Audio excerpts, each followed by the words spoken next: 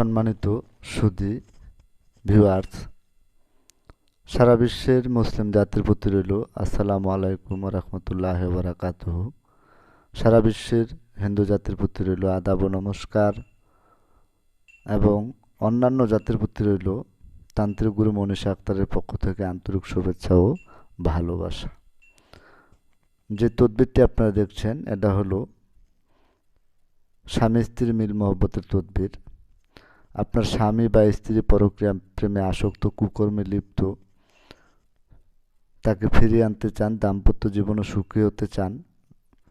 দেখা যাচ্ছে একই সংসারে বসবাস করতেছেন, মিল মহব্বত নাই, বনিবনাত নাই, ঝগড়াঝাটি লেগেই থাকে বা সে পরক্রিয়া করে, এই ধরনের সমস্যা যদি হয় সেক্ষেত্রে আপনি তান্ত্রিক গুরু মনীষা আক্তারের কাছে যোগাযোগ করতে পারেন বা তদবির নিতে পারেন। তান্ত্রিক গুরু মনীষা আক্তার মিল মহব্বতের তদবির 100% গ্যারান্টি সহকারে চুক্তি ও কন্ট্রাক্টের মাধ্যমে করে থাকেন এবং কি বিশেষ প্রয়োজনে স্ট্যাম্পের উপর লিখিত দিয়ে থাকেন। বিফলে মূল্য ফেরত, 100% গ্যারান্টি। আপনার যে তদবিরটি দেখছেন সেটা হলো মিল মহব্বতের তদবির। আপনি যে কোনো ধর্মের লোক হন, বাংলাদেশের যে কোনো জেলা, যে কোনো থানায়, যে কোনো প্রান্তেই আপনি থাকেন না কেন, আপনি তান্ত্রিক গুরু মনীষা আক্তারের কাছ থেকে তদবির নিতে পারেন। স্ক্রিনে যে মোবাইল নাম্বারটি দেওয়া রয়েছে এই নাম্বারে কল করে আলাপ আলোচনা করে পরামর্শ করে যদি আপনার ভালো লাগে, প্রয়োজন মনে হয়, তাহলে আপনি তদবির নিতে পারেন।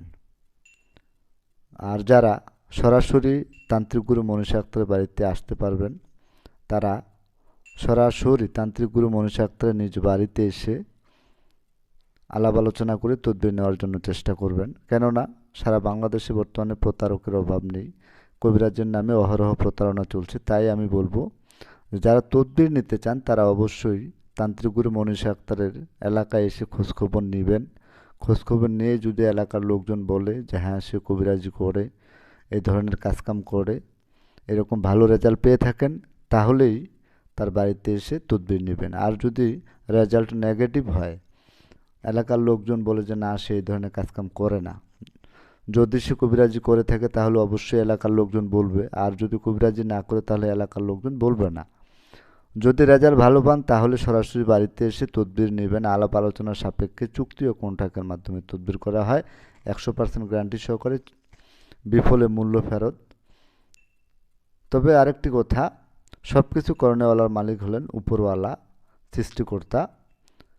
তান্ত্রিক গুরু মনীষা আক্তার হলেন সবেমাত্র উসিলা। যদি আপনার কপাল ভালো থাকে, জীবনের শেষ চিকিৎসা মনে করে একবার তান্ত্রিক গুরু মনীষা আক্তারের কাছ থেকে তদবির নিয়ে দেখতে পারেন।